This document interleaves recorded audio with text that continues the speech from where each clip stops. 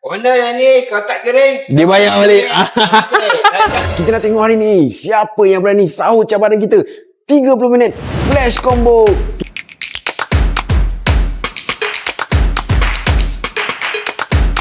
Saya akan tengok kita akan guna flash combo 30 minit. Wangi tak boleh 1 jam. Ini bawa 1 jam. Okey. Wangi cepat kering. So 30 minit dah boleh basuh dia kering. Sangat-sangat berbaloi. Okey, jimat masa. Dan of course happy.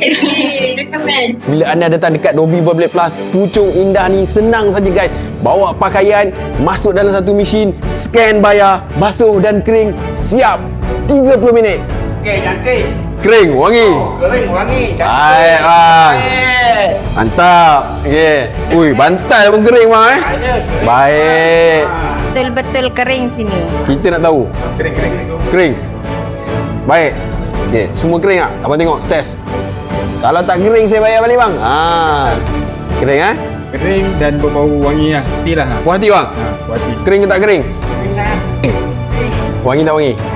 Kak, okey, selepas try tadi macam mana? Okey ke tak okey? Okey saja. Kita rasa memang kat sini lah kita orang datang pun takkan pergi tempat lain lah. Kat sini memang lain. Kita dah jumpa seberapa ramai yang boleh. Kita dah test flash combo 30 minit. Kering. Anda bila nak datang 50% diskaun. Datang hari ni.